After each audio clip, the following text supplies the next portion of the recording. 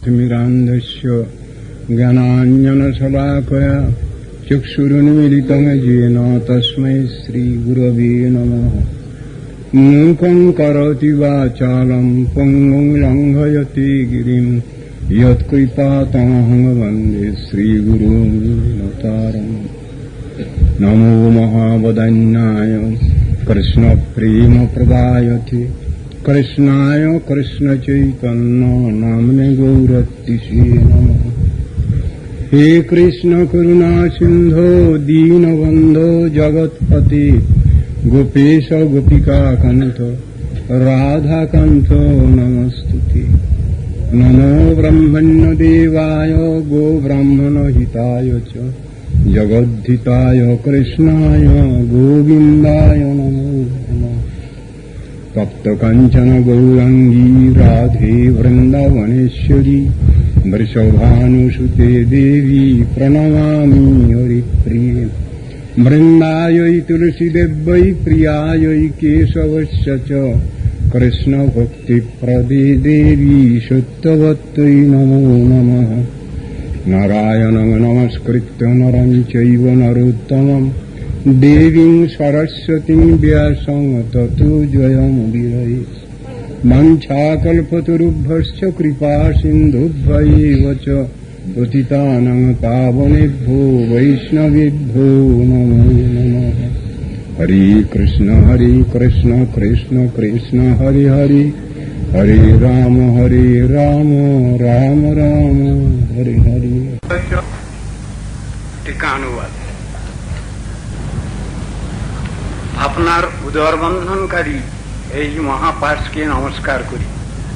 এই মহাপাশটি কি প্রকার শোভমান তেজসমূহের আশ্রয় এবং আধার স্বরূপ।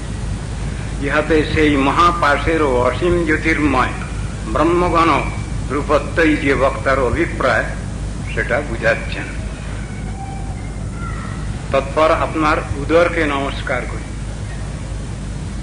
প্রথমে ভগবানকে নমস্কার করেছেন, তারপরে তার বন্ধন রজ্জুকে নমস্কার করছেন, তারপর তার উদরকে নমস্কার করছেন। অনন্ত বিশ্বের আধার যে উদর।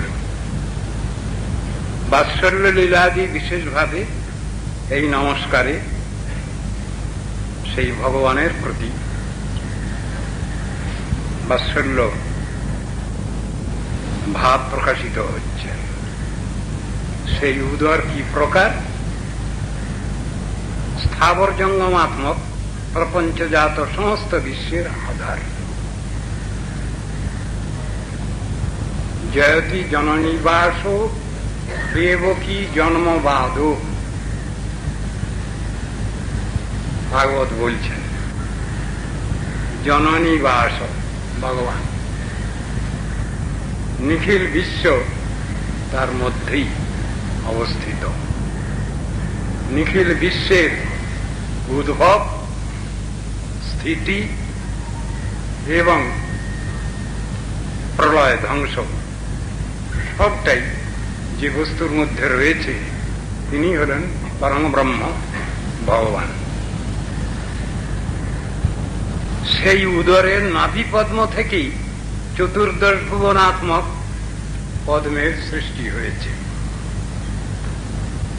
সেই বৃন্দাবনে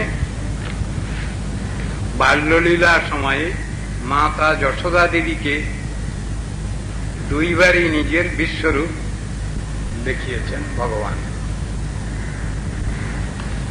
এই প্রকার উদরবন্ধনের দ্বারা সমস্ত বিশ্বেরই বন্ধন প্রতীতি হচ্ছে। মাতা যশোদা দেবী যে সমগ্র বিশ্বকেই বশীভূত করেছিলেন, এটাও এই বাক্যের দ্বারা প্রকাশিত হচ্ছে। ঋষি যে সম্বোধন করছেন, ভগবানকে প্রণাম করছেন, তার অঙ্গ প্রত্যঙ্গে প্রণাম করছেন, তার বন্ধন রজ্জুকে প্রণাম করছেন এবং তার উদরকেও প্রণাম করছেন।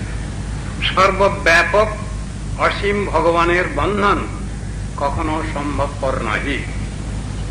তথাপি বন্ধন শিকারে নিজের ভক্তবাৎসল্য বিশেষ এবং তাহা দ্বারা জগতের অসংকোচ অবস্থিতি প্রভৃতি সমাবেশ যুক্তিতর্কের অগোচর, এটাও জানাচ্ছেন। এতে ঐশ্বর্য বিশেষই প্রকাশিত হচ্ছে। ভগবান কোন বন্ধনেই বন্ধন দশা প্রাপ্ত হন না। ভক্তির দ্বারা তাকে বন্ধন করা যায়। প্রেমরজ্জুতে তিনি বন্ধন প্রাপ্ত হন, প্রেমরজ্জুতেই তাকে বাঁধা যায়, ভক্তির দ্বারাই তাকে বাঁধা যায়। কেবল ভক্তির বশ চৈতন্য গোসাই, সেই কথা এখানে বলছেন।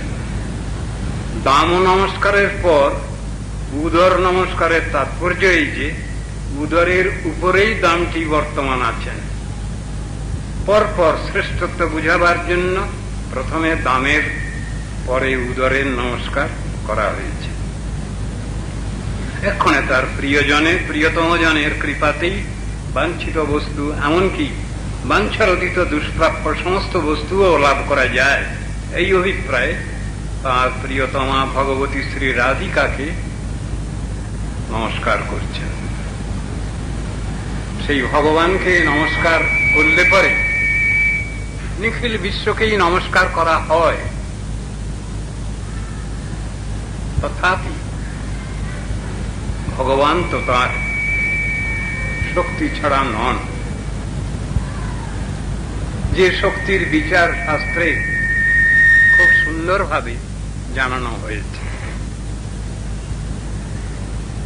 লাদিনী শক্তি, অন্তরঙ্গা শক্তি, স্বরূপ শক্তি, পরাশক্তি একই তত্ত্বকে লক্ষ্য করছে। অনন্ত শক্তিমান ভগবান, তার অনন্ত শক্তির মধ্যে তিন শক্তির কথাই শাস্ত্রে সব জায়গায় আলোচিত হয়েছে। প্রথম লাদিনী অন্তরঙ্গা শক্তি, দ্বিতীয় জীব শক্তি, তৃতীয় মায়া শক্তি। এই তিন শক্তি নিয়ে সর্বত্র আলোচনা হয়েছে। এখানে অন্তরঙ্গা শক্তি, স্বরূপ শক্তি বা লাদিনী শক্তি শ্রী রাধা দেবীর কথা এখানে উল্লেখ করছেন বিশেষ করে। কেন? ভগবৎ শব্দের দ্বারাই ভগবান সমস্ত ঐশ্বর্য, শক্তি, সামর্থ্য যা কিছু সবটা নিয়েছেন। ব্যাখ্যা এইরূপ। তথাপি তিনি তার অন্তরঙ্গা শক্তি ছাড়া তিনি প্রণাম নেবেন কিনা বিচার্য। একদিন এ বিষয়ে আলোচনা হয়েছে। রাধা দেবী তিনি কখনো কৃষ্ণকে বাদ দিয়ে পূজা গ্রহণ করছেন না, আবার কৃষ্ণও রাধা দেবীকে বাদ দিয়ে পূজা গ্রহণ করছেন না। সম্পর্কটা এইরূপ। সেই তত্ত্বদর্শন এখানে বলছেন। যদি রাধারানীকে বাদ দিয়ে আমরা কৃষ্ণ ভজন করতে যাই, কৃষ্ণ সুখী হন না, খুশি হন না। আবার রাধা দেবীর আনুগত্যে কৃষ্ণ ভজন করতে যাই, সেখানেও কৃষ্ণকে বাদ দিয়ে রাধা দেবীর ভজন নয়। তথাপি শাস্ত্রানুসারে সাধন ভজনের যে ক্রম বর্ণিত হয়েছে তাতে দেখা যাচ্ছে আমরা আশ্রয় বিগ্রহের আনুগত্যেই সাধন ভজন পথে অগ্রসর হব। সেই আশ্রয় বিগ্রহ গুরু বৈষ্ণবকে ধরা হবে। সেই আশ্রয় বিগ্রহের চরম হচ্ছেন রাধা ঠাকুরানী। তাকেই বলা হলো শাস্ত্রে মূল আশ্রয় বিগ্রহ। তার আনুগত্যে কৃষ্ণের সুখবিধান তাৎপর্য স্বীকৃত হয়েছে। আবার রাধা দেবীকে যদি আমরা পেতে চাই তাহলে সেখানেও আনুগত্য রয়েছে, মঞ্জরীর আনুগত্য রয়েছে, সখীগণের আনুগত্য রয়েছে, তবে রাধারানীর কৃপা হচ্ছে। আবার রাধা দেবীর কৃপা না হলে কৃষ্ণ সেবায় কোনরূপ অধিকার আমাদের মিলতে পারে না, একথাও বিশেষভাবে জানানো হয়েছে। রাধিকার প্রণাম দ্বারা সকল গোপিকারই প্রণাম উপলক্ষিত হয়েছে। রাধারানীকে প্রণাম করলে ভগবানের অন্যান্য যত শক্তি আছেন সকলকেই প্রণাম করা হয়। যেমন কৃষ্ণকে প্রণাম করলে অনন্ত কোটি বিশ্ব ব্রহ্মাণ্ড দেব দেবী মনি ঋষি সকলকেই প্রণাম করা হয়, সেই রূপ এখানে রাধা দেবীকে প্রণাম করলেও ভগবানের যত শক্তি আছে সব শক্তিকেই প্রণাম করা হয়।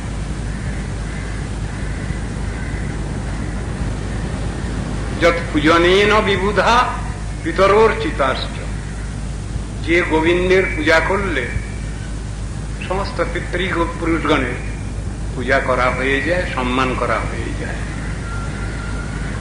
তুষ্টা ভবন্তি ঋষিভূত সলোক পালা, যে গোবিন্দের পূজা করলে উপাসনা করলে ঋষিগণ সন্তুষ্ট হন, প্রাণী জগৎ সন্তুষ্ট হন, লোকপালগণ সন্তুষ্ট হন। সর্বে গ্রহা তরণী সোম পূজাদি মুখা, যে গোবিন্দের পূজা করলে সমস্ত গ্রহ শান্তি হয়ে যায়, পৃথক পৃথক করে আর গ্রহ শান্তির প্রয়োজন হয় না। গোবিন্দম আদি পুরুষম তমহং ভজামি, শাস্ত্রে এইরূপ বিচার প্রদর্শিত হয়েছে। আমি পৃথক পৃথক ভাবি সমস্ত পৃথক পৃথক তত্ত্বের বর্ণনা করতে চাচ্ছি না। একজনকে কি দুজনকে, শক্তিমানকে, মূল শক্তিমানকে যদি আমি বন্দনা করি সকলেরই বন্দনা হয়ে যায়।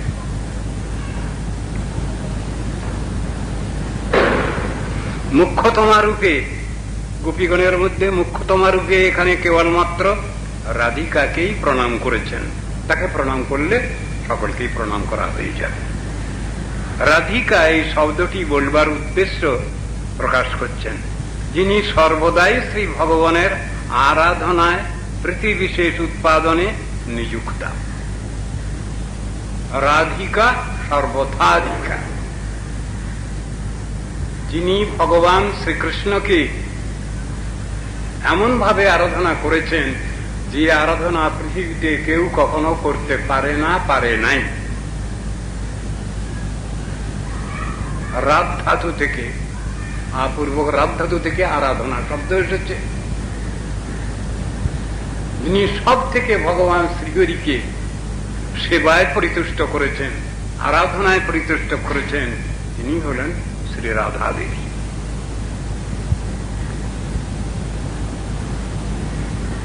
এই আরাধনা শব্দগত তাৎপর্য থেকেই রাধিকা নামটি এসেছে। সেই জন্য তদীয় প্রিয়া ওই, অর্থাৎ তোমার প্রিয়া শ্রী রাধা দেবীকেও আমি নমস্কার করি। যদি রাধা দেবীকে নমস্কার জানানো না হয় তাহলে কৃষ্ণের সন্তুষ্টি বিধান হয় না।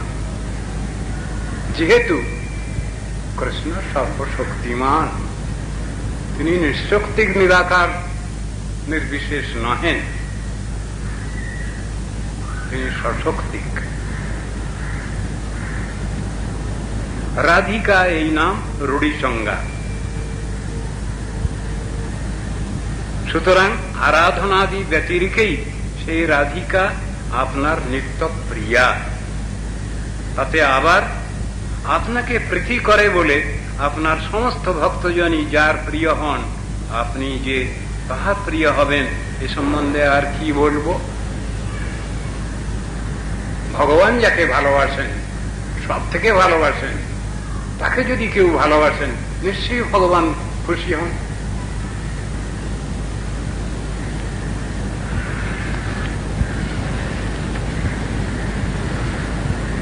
আপনিও শ্রী রাধিকার নিত্য প্রিয়, শ্রী রাধা রানী আপনার প্রিয়া, আপনিও তার নিত্য প্রিয়।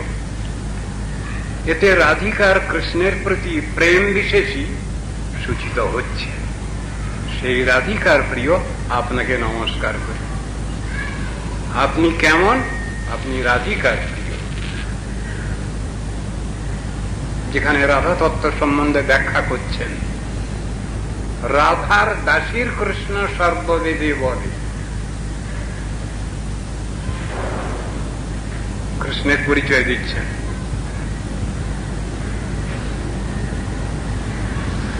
আবার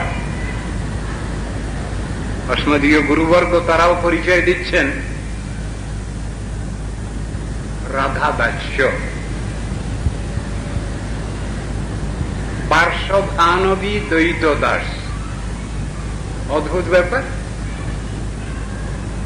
কৃষ্ণের নাম বলছেন, কৃষ্ণের নামের আগে দিয়েছেন পার্শ্বভানবী দ্বৈত।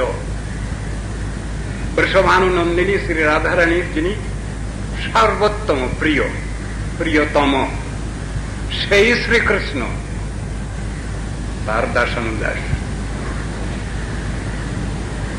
বর্ণনাটা কেমন?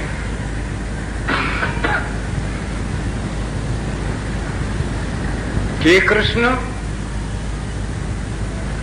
রাধার দাসীর কৃষ্ণ সর্ববেদে বলে। আনুগত্যের কথাই সেখানে আসছে, সেইটাই দেখাচ্ছেন এখানে। পার্শ্বভানবী দ্বৈত দাস শব্দেতে কৃষ্ণদাস শব্দটা কিন্তু সেই কৃষ্ণের পরিচয় দিচ্ছেন বৃষভানু নন্দিনীর যিনি সব থেকে প্রিয় বস্তু, তিনি হলেন শ্রীকৃষ্ণ। সেই কৃষ্ণের দাস আমি।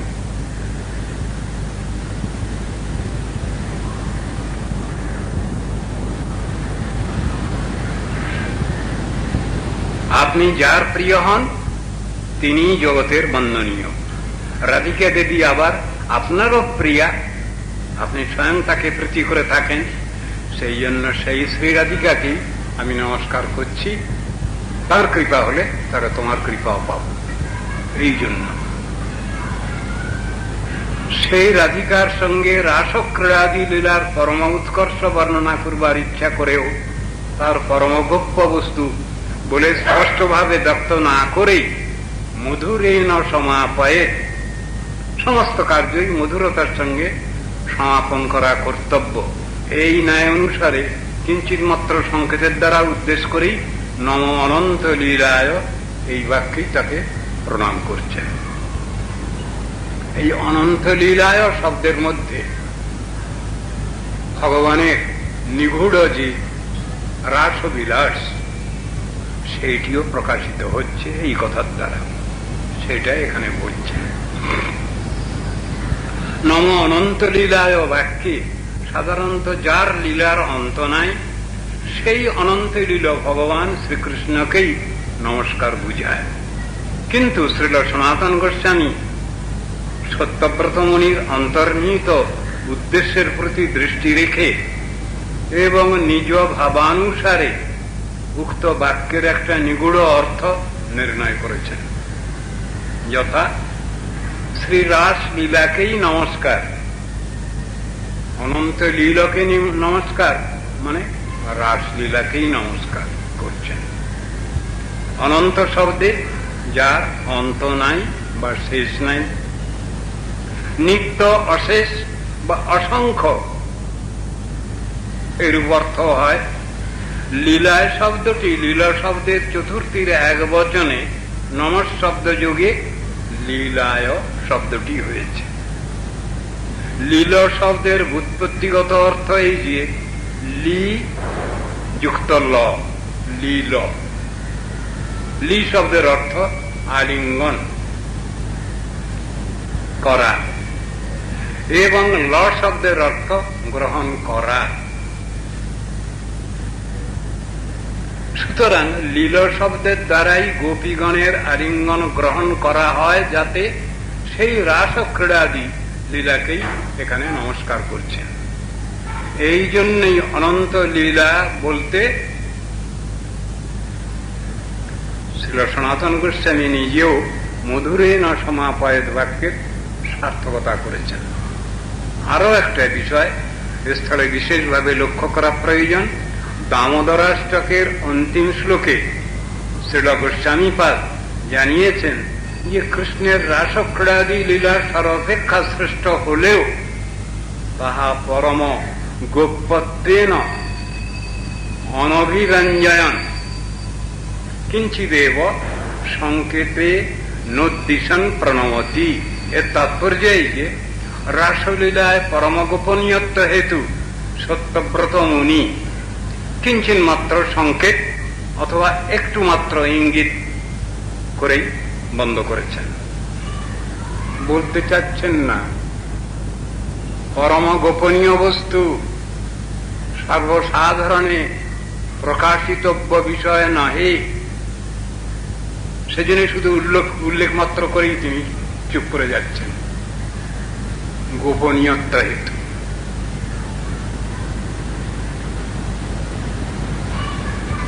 যেখানে সেখানে এর দ্বারা বোঝা যায় যেখানে সেখানে যখন তখন রাসলীলা শ্রবণ কীর্তন করা অত্যন্ত অবিধি, নিতান্ত অবিধি। শুধু তাই নয়, অনধিকারী ব্যক্তি যদি কাম দূর করবার ছলনা করে রাসলীলা মনে মনেও চিন্তা, আচরণ অথবা অনুকরণ করেন, তবে তিনি রাসলীলার গৌরবহানি করার অপরাধে নিশ্চয়ই অধঃপতিত হবেন এবং অকালপক্ষ প্রাকৃত সহজিয়াগণের ন্যায় কামুক ও গৃহাসক্ত হয়ে পড়বেন। অধিকার বিচারের কথা বলছেন। কে আলোচনা করবেন রাসলীলা প্রসঙ্গ? কার পক্ষে শ্রোতব্য? এসব নিয়ে ভাগবতে যেমন আলোচনা আছে, গোস্বামীগণেরও খুব সুন্দর আলোচনা আছে। একটা দুটো শ্লোক নিয়ে যেমন ভাবে শ্রীল ভক্তিবিনোদ ঠাকুর এবং যেমন ভাবে শ্রীল সরস্বতী প্রভুপাদ আলোচনা করেছেন, সেই শ্লোকে আশ্চর্য লাগে সে ব্যাখ্যা শ্রবণ করলে। বিক্রীড়িতং ব্রজবধূভিরিদঞ্চ বিষ্ণু শ্রদ্ধান্বিত অনুশৃণীয়াদথ বর্ণয়েচ্চ। ব্যাপারটা কি? ব্রজবধূগণের যে লীলাদি কৃষ্ণের সঙ্গে, সেটা শুনতে গেলে, আলোচনা করতে গেলে অধিকারী হতে হবে। কিভাবে শুনবে? শ্রদ্ধান্বিত। শ্রদ্ধা শব্দের মানে কি? কৃষ্ণে ভক্তি কইলে সর্বকর্মকৃত হয়। শ্রদ্ধা শব্দে বিশ্বাস কহে সুদৃঢ় নিশ্চয়, কৃষ্ণে ভক্তি কইলে সর্বকর্মকৃত হয়। শ্রদ্ধা শব্দের অর্থ হচ্ছে সুদৃঢ় বিশ্বাস। সে বিশ্বাসটা কি? কৃষ্ণ ভক্তি করলেই সবকিছু লাভ হয়, অন্য কিছুর দ্বারা হয় না। এই সুদৃঢ় বিশ্বাস। এবং সেখানে তত্ত্ববস্তুর কে ভুল বোঝাবুঝির কোনো কথা নেই। এমনই ব্যাপারটা। সাধারণ মনুষ্য ভগবানের অপ্রাকৃত রাসাদিক লীলা শ্রবণ করলে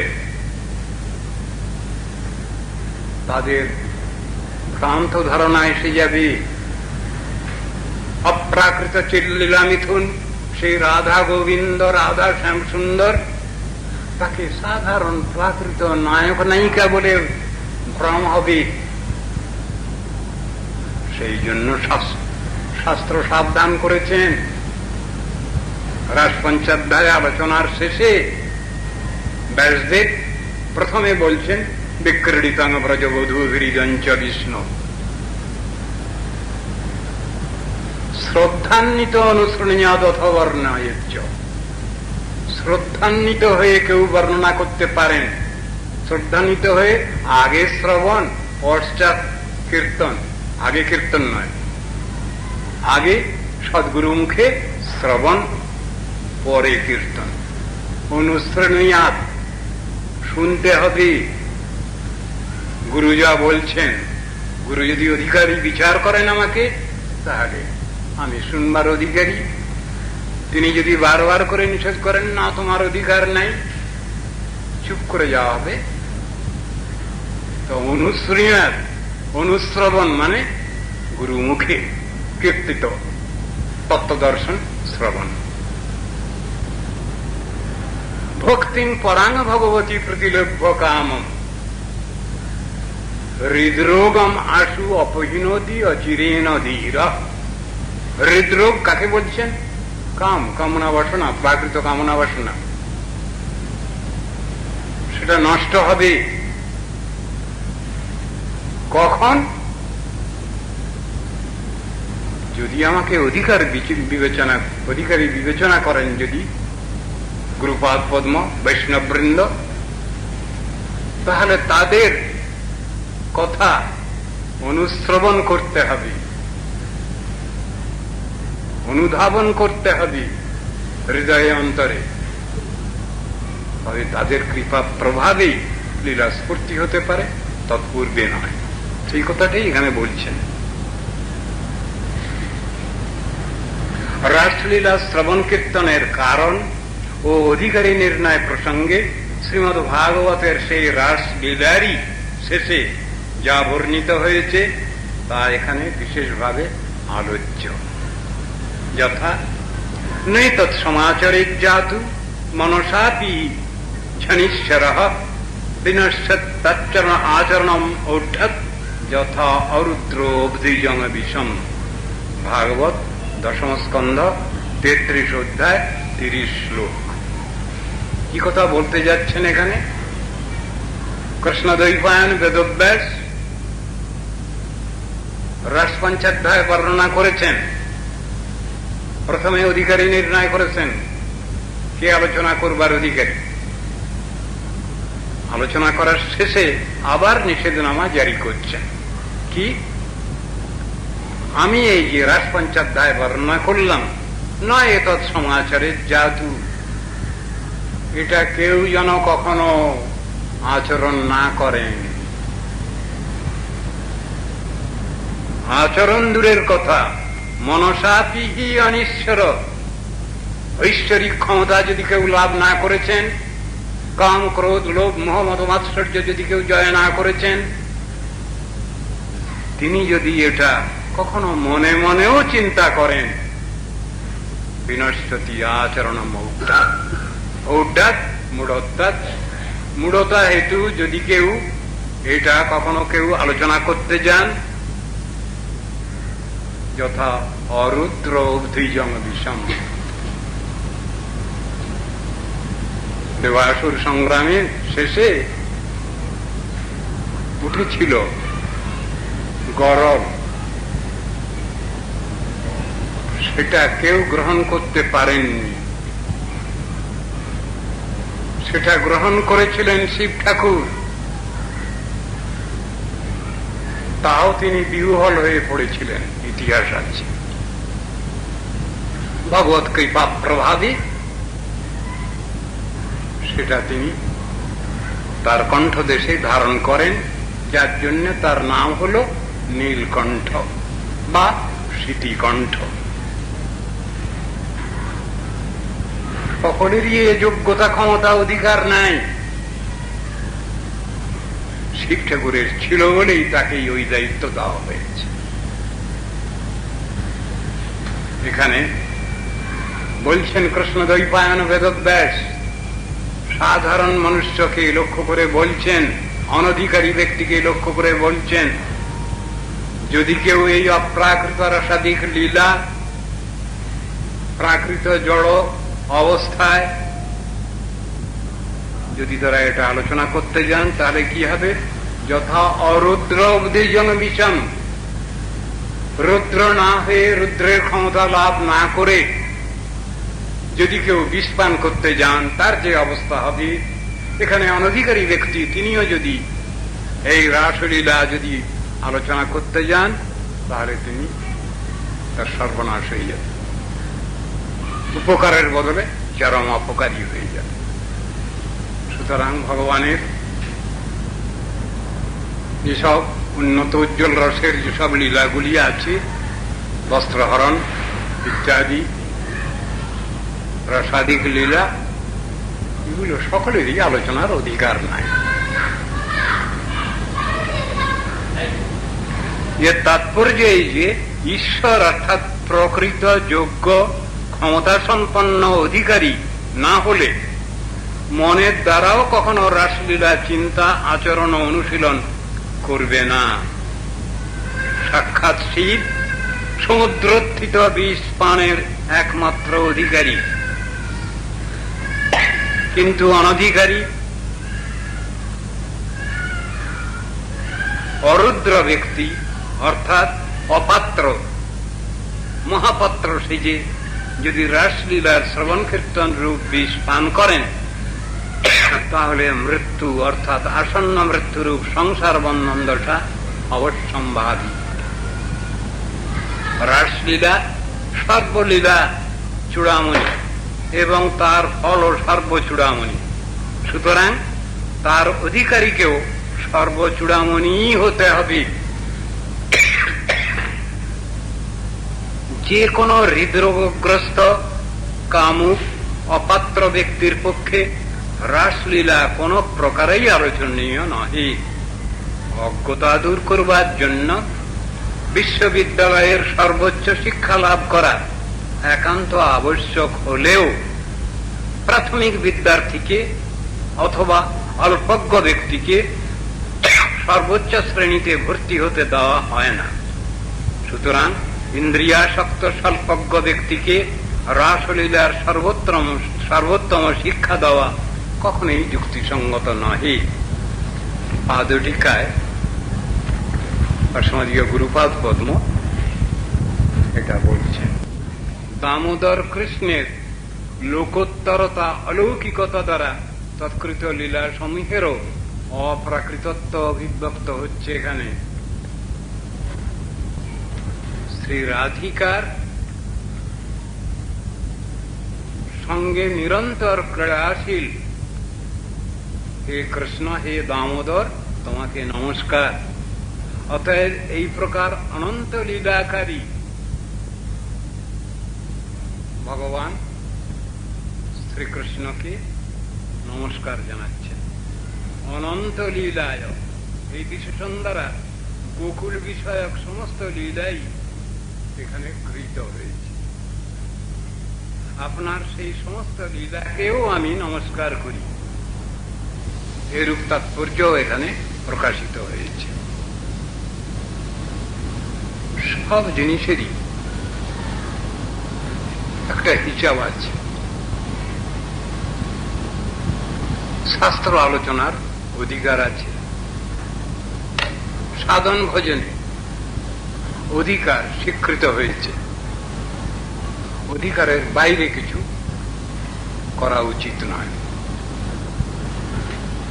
যদি কারো অধিকার এসেছে বলে তিনি নিজে জানতে পারেন, বুঝতে পারেন, তাহলে এসব জিনিস তিনি নিজেই আলোচনা করবেন, বা দুই একজন বিশেষ অধিকার প্রাপ্ত ব্যক্তি যদি কাছাকাছি থাকেন তাদের সঙ্গে আলোচনা করতে পারেন তিনি। কিন্তু এসব বিষয়ে কখনোই জনসাধারণের সভা, যেখানে বহু অধিকারী ব্যক্তি এক জায়গায় বসে হরিকথা শ্রবণ করতে বসেছেন, সেখানে এসব বিষয়ে আলোচনা হবে না। গোস্বামী বর্গের বাক্যের মধ্যে এগুলো প্রচুর পরিমাণে দেখতে পাওয়া যায়। শ্রী ঠাকুর ভক্তি বিনোদ তিনি এই সব লীলা কথা আলোচনার ক্ষেত্রেতে বলছেন যে সভায় সমস্ত প্রকারের অধিকারী ব্যক্তি বসে আছেন, সেখানে শান্ত দাস্য সখ্য রস বাৎসল্য রসের কিছুটাও পর্যন্ত আলোচনা হতে পারে, কিন্তু অপ্রাকৃত মধুর রতির কথা সেখানে কখনোই আলোচনা হবে না, করা উচিত নয়, দোষাবহ।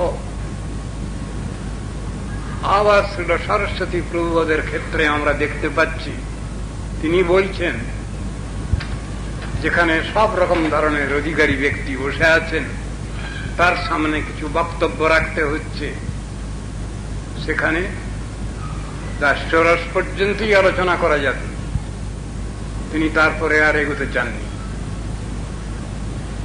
সখ্যরস, সখ্যপ্রেম, বাৎসল্য প্রেমের কথাও তিনি আলোচনা করতে নিষেধ করছেন। সবটাই আমাদেরই কল্যাণের জন্য। অধিকার বিচারটা সাধনার ক্ষেত্রেতে অপ্রাকৃত ভাব বিভাবিত মহাপুরুষগণের জন্য এটা নয়। নিত্য সিদ্ধ মহাত্মা, নিত্য মুক্ত মহাত্মা, তাদের জন্য এরূপ কোন নিষেধনামা জারি করা হয়নি। কিন্তু যারা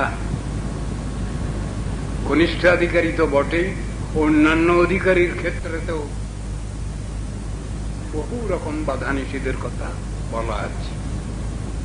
এটা স্বীয় অধিকারোচিত ব্যাপার। প্রকাশ্য স্থানে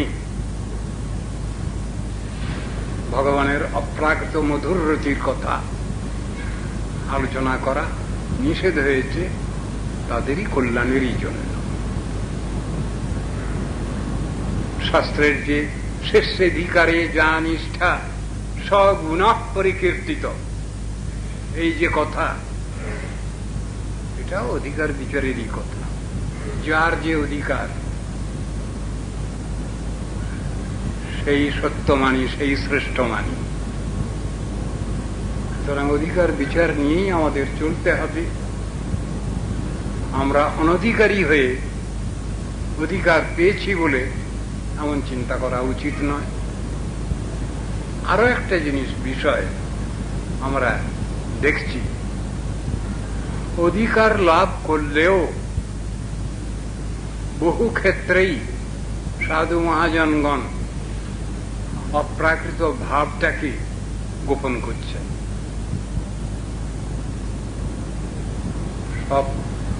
সকলের অপাত্রে দিচ্ছেন না। এই বিচারটাও দেখা যাচ্ছে। মৃগনাভি কস্তুরী,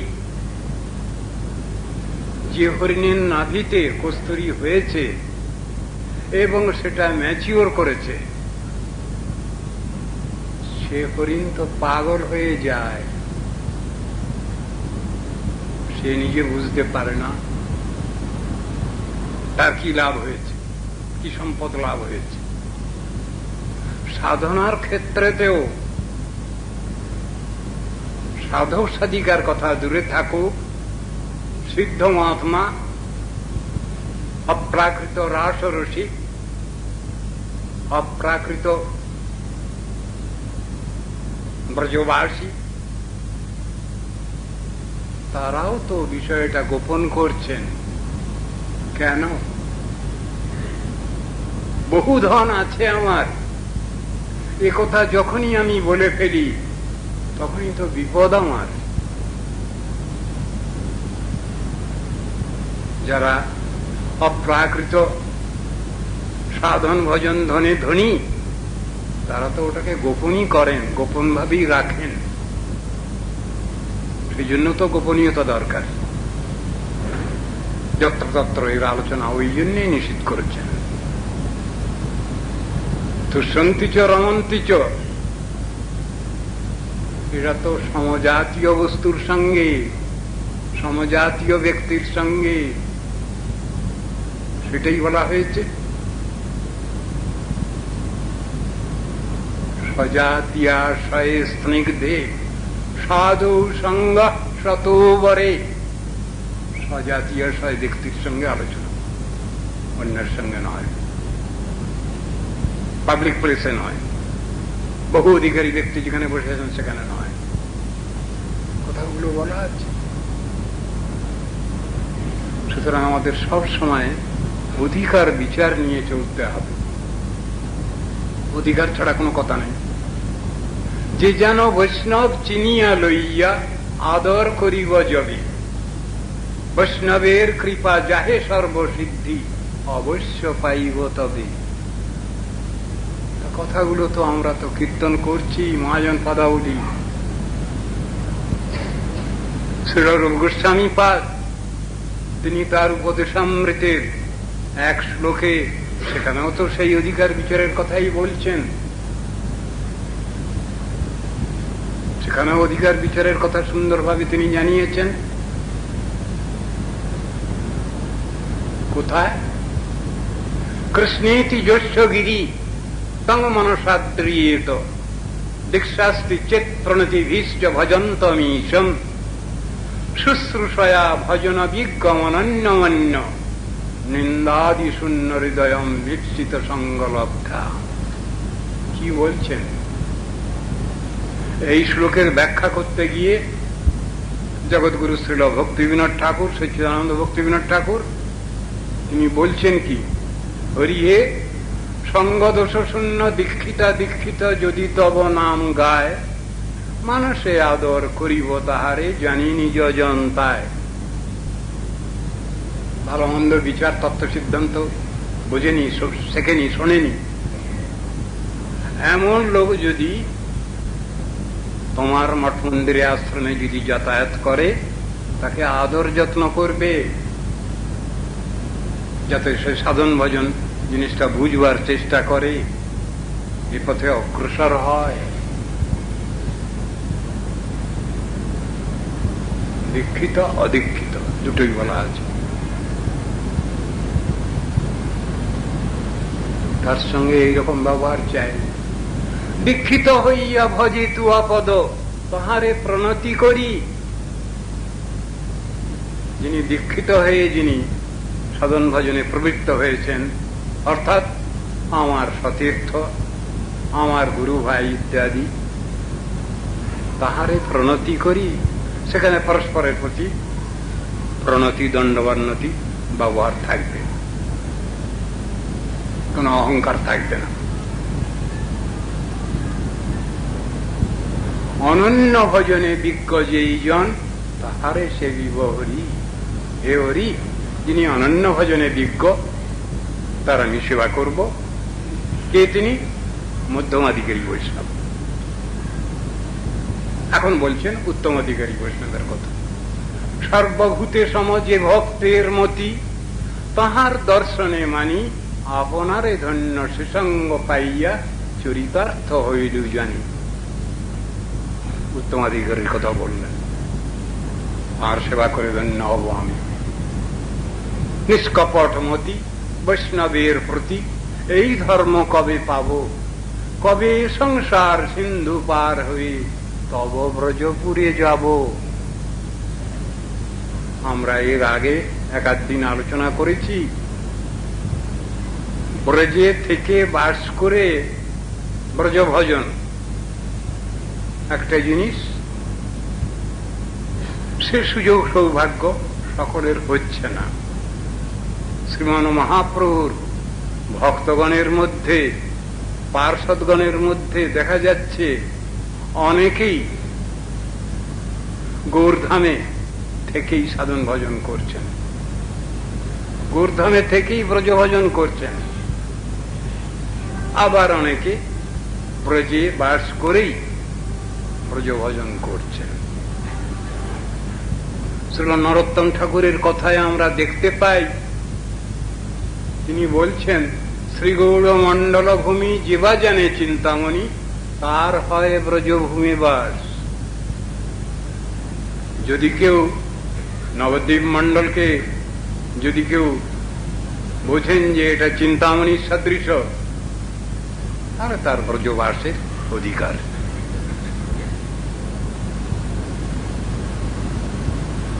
বিচারের কথা এগুলো। ব্রজভজন করতে গেলেই সেখানে গৌরভজনের প্রয়োজন, গৌর ধামের আনুগত্যের প্রয়োজন। সেইভাবেই ব্রজবাসের অধিকার, ব্রজভজনের অধিকার। শ্রীল নরোত্তম ঠাকুর তাঁর পদাবলীর ভিতরে আমরা দেখতে পাচ্ছি, আমরা যারা বহু টাকা খরচ করে ট্রেনে টিকিট কেটে যাচ্ছি মথুরা বৃন্দাবনে, পরিক্রমাদি করছি যারা, অধিকার লাভ করবারই জন্যে কিভাবে করব পরিক্রমা? গৌরভূমি যদি পরিক্রমা করি, গৌরমণ্ডল নবদ্বীপ মণ্ডল যদি পরিক্রমা করি, সেখানে মহাজন পদাবলীর ভিতরে দেখা যাচ্ছে গৌর আমার যেসব স্থান করল ভ্রমণ রঙ্গে, সেসব স্থান হেরিব আমি প্রণয়ী ভকত সঙ্গে। প্রণয়ী ভকত সঙ্গে কতটা বলা আছে। প্রণয়ী ভক্ত মানে কি? প্রণয়ী ভক্ত মানে রসিক ভক্ত। রসিক ভক্ত মানে কি? অপ্রাকৃত ব্রজবাসী মানে কি? আমি যদি ব্রজে বাস করতে যাই কামক্রোধের দাস, তাহলে ব্রজভজন হবে না, ব্রজবাস হবে না, উল্টো বুঝিলি রাম হবে। ব্রজ পরিক্রমা হচ্ছে বিভিন্ন লীলাভূমি, লীলাক্ষেত্র দর্শন হচ্ছে। সেই অপ্রাকৃত ভাব কোথায়? গোদ্রুম তীর্থে বসে আছেন শ্রীল সচ্চিদানন্দ ভক্তি বিনোদ ঠাকুর। তিনি বলছেন কি? তার আশা কি, প্রার্থনা কি? তিনি বসে আছেন সানন্দ সুখদ কুঞ্জে। লিখছেন কি? ব্রজরস রসিকায়া পাদম পদ্মাশ্রয়িত্র। আমি অপ্রাকৃত ব্রজভাব লাভ করবার জন্যে ব্রজরস রসিকগণের পাদ পদ্ম আশ্রয় করে এই গৌরধামে অবস্থান করছি। সুরসরিদ উপকণ্ঠে গোদ্রুমী গৌর তীর্থে বসতি সুরভি কুঞ্জে ভক্তিপূর্বং বিনোদ। যুগল চরণ সেবা সৌখ্য লাভাশয়াসৌ ব্রজরস রসিকায়া পাদ পদ্মাশ্রয়িত্র। আমি সুরসরিদ উপকণ্ঠে সরস্বতী তীরে সানন্দ সুখদ কুঞ্জে আমি অবস্থান করছি, গোদ্রুমে গৌর তীর্থ। যুগল চরণ সেবা লাভ করবার জন্য, যুগল চরণ সেবা লাভাশয় আসো। এই ভক্তি বিনোদ যুগল চরণ সেবা লাভের জন্য এখানে ব্রজরস রসিকগণের আনুগত্যে এইখানে গৌরধামী সাধন ভজনে প্রবৃত্ত হচ্ছে। শিক্ষাটা কি? শ্রীল নরোত্তম ঠাকুরের পদের মধ্যেও দেখা যাচ্ছে। ভক্তি বিনোদ ঠাকুর সেখানে লিখেছেন, গৌর আমার যেসব স্থান করল ভ্রমণ রঙ্গে, সেসব স্থান হেরিব আমি প্রণয়ী ভকত সঙ্গে। আবার নরোত্তম ঠাকুরের প্রার্থনায় বক্তব্যে দেখা যাচ্ছে সেখানে ভ্রমিব দ্বাদশ বনে রসকেলি যে স্থানে প্রেমাবেশে গড়াগড়ি দিয়া সুধাইব জনে জনে ব্রজবাসী গণস্থানে নিবেদিব চরণে ধরিয়া। সে ভাব কই? আমার সে আনুগত্য কই?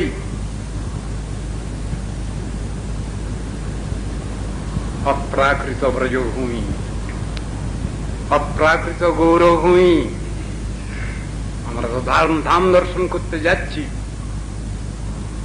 কিন্তু সে দর্শন কই? গিয়ে তো সেই জগতেরই কোনো পল্লী অঞ্চল, সেখানকারই বৃক্ষ তৃণগুল্মলতা দেখছি। সে ভাব কোথায়? গৌরভাবে বিভাবিত হওয়ার সে ভাব কই? ব্রজভাবে বিভাবিত হওয়ার সে অবস্থা কই? যেখানে বলছেন চিন্ময় ধাম, আমরা যে ধাম দর্শন করছি আমাদের জড়চক্ষে, বলছেন সেটা তো ধাম নয়। মায়া জলাবৃত চক্ষু দেখে ক্ষুদ্রাগার, জড়ময় ভূমি জল দ্রব্য যত আর। মায়া কৃপা করি জাল উঠায় যখন, আখি দেখে সুবিশাল চিন্ময় ভবন। সে দর্শন কবে হবে? নিতাই জান্ন বা কবে আমায় দয়া করবেন? গৌরের কৃপা কবে আমি লাভ করব? অপ্রাকৃত ব্রজভজন আমার কিভাবে লাভ হবে? এসব চিন্তাগুলো আমাদের সবসময় রাখতে হবে। আনুগত্যের প্রয়োজন, আনুগত্য ছাড়া কিছু হচ্ছে না। হরিভজন করতে এসে অনেক রকম বিপদ আপদ।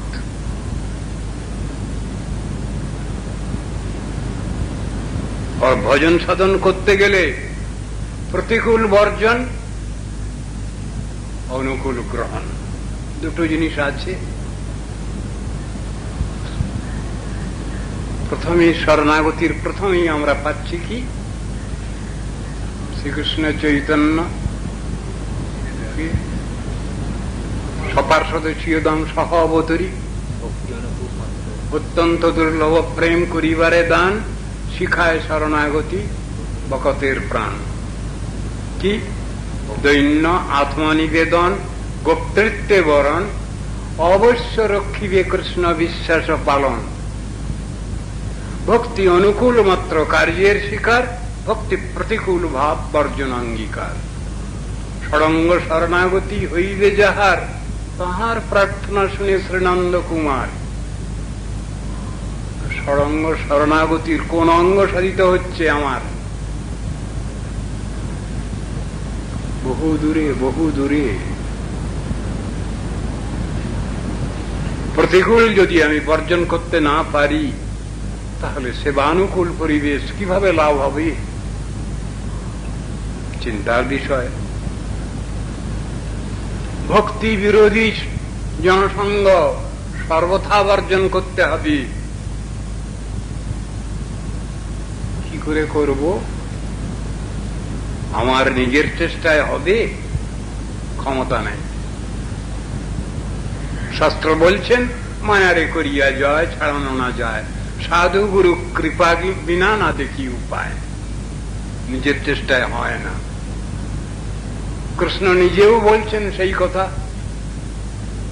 গীতা শাস্ত্রে, দৈবিচ্ছেষা গুণই মম মায়া দুরত্যয়া, মম এব যে প্রপদ্যন্তে মায়া মেতাং তরন্তিতে।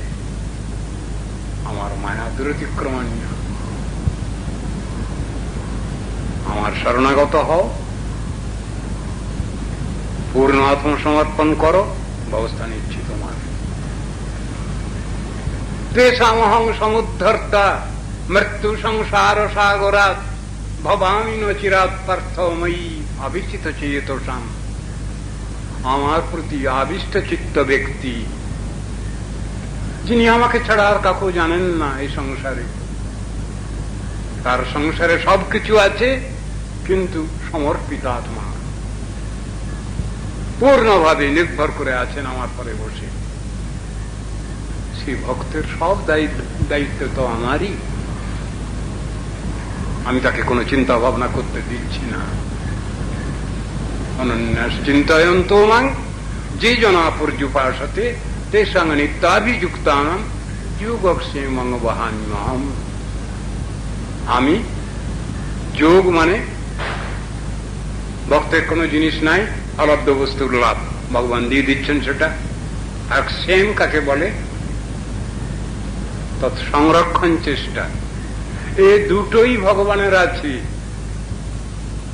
এ ভক্তবাৎসল্য, এ বাঞ্ছা কল্পতরুত্ব, এ আশ্রয় নিখিলাশ্রয় ভগবানের, এটা আছে ভক্তবাৎসল্য ভগবানের। তিনি তো শাস্ত্রে প্রতিজ্ঞা করে রেখেছেন, আমরা বুঝছি না কেন, সে পথে অগ্রসর হচ্ছি না কেন? তিনি বলছেন আমার নাম কীর্তন করো, কেঁদে কেঁদে কানতে হবে। আমার মুখ্য নাম করো, কোন নাম করলে ফল বহু দেরিতে মিলবে, মুখ্য নাম করো। ঊর্ধ্ববাহু হয়ে বলছেন সেই কৃষ্ণ, স্বয়ং ঊর্ধ্ববাহু। আমি ঊর্ধ্ববাহু হয়ে প্রতিজ্ঞা করছি তোমাদের কাছে, হে মনুর সন্তানগণ, মানবগণ, আমার উদাত্ত আহ্বান শোনো। কি? সত্যং ব্রবীমি মনুজা স্বয়ং ঊর্ধ্ববাহু যো মঙ্গ মুকুন্দ নরসিংহ জনার্দনেতি জীব জপতি অনুদিনম মরণে রণেবা পাষাণ কাষ্ঠ সদৃশায় দদাম অভীষ্টম। আমি তাকে অভীষ্ট দান করি। ভগবানের প্রক্লামেশন, প্রতিজ্ঞা জনগণের কাছে, বিশ্ব মানবের নিকট। আমাদের অবিশ্বাসের কোনো কারণ নাই। এই সংসারে যারা সমাজবাদী, যে কোনো লাইনের ব্যক্তি, নেতা ইত্যাদি, তারা তো বহু বাক্য বলছেন, বহু কথা দিচ্ছেন সমাজকে, পেরে উঠছেন না। ভগবান তো তেমন ব্যক্তি নন। তিনি যা বলে রেখেছেন তাই তিনি করেন। এটা তার প্রতিজ্ঞা। এটা তো ব্রতং মম, কৃষ্ণ বলছেন, এটা আমি তোমাদের কাছে প্রতিজ্ঞা করছি। কেন তোমরা সাধন ভজন করছো না? কেন তোমরা কেন ভগবানকে ভুলে আছো? এই চিন্তা ভাবনাটা রয়েছে সাধন ভজন ক্ষেত্রে, সেটা সদ্ব্যবহার করতে হবে। যে সুযোগ পেয়েছি, দুর্লভ মনুষ্য জন্ম পেয়েছি, এই জীবনে ছাড়া অন্য জন্মে তো সাধন ভজন হয় না। পশু পাখি জন্মেতে হয় না, মনুষ্য জন্মে সম্ভব। কেন? নরতনু ভজনের মূল লব্ধা সুদুর্লভম ইদম বহু সম্ভবান্তে মানুষ্যমর্থদম নিত্যমপি অপিয় ধীর তূর্ণম যতে। তো সময় নষ্ট করো না, তাড়াতাড়ি লেগে পড়ো। যতদিন পর্যন্ত মৃত্যু না আসছে, সব জিনিসগুলো তো আমাদের জন্য পড়ে রয়েছে। আমরা সে ব্যবস্থা গ্রহণ করছি কোথায়? এই ব্যবস্থা গ্রহণ করলেই মানুষ ধন্য হবে, সেই কথাই বলছে।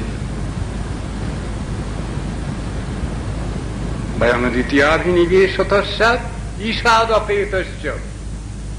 ভগবানকে ভুলে যাচ্ছি, তো তার নাম ভুলে যাচ্ছি, এটা আমাদের পক্ষে বিপর্যয়। এই অস্মৃতি, কৃষ্ণ ভুলি সেই জীবনাদি বহির্মুখ। অতএব মায়া তারে দায় সংসারাদি দুঃখ, সেই কথা বুঝাচ্ছেন এখানে। এখানে কি বলছেন? ভয় বলে একটা জিনিস আমাদের পেয়ে বসেছে। ভয়ং দ্বিতীয়াভিনিবেশতস্য। দ্বিতীয়াভিনিবেশ কি? ভগবান ছাড়া অন্য বস্তুতে প্রতীতি, বিশ্বাস, নির্ভরতা। ভগবানকে মানি না, বিশ্বাস করি না, দুনিয়াদারি সবকিছু বিশ্বাস করি, মানি। হতভাগা, দুর্দৈবগ্রস্ত, তাই বুদ্ধিটা এমন। ঈশাদ অপেতস্য, ভগবান থেকে দূরে সরে যাচ্ছি। তন্ময় জাত বুধ আভজেত্তং ভক্তৈক এসং গুরুদেবতাত্মা। শাস্ত্রে বিধিবিধানগুলো তো দেওয়া আছে, সাধন ভজনের ক্রম বর্ণিত হয়েছে, সেইভাবে আমাদের সাধন ভজন করতে হবে।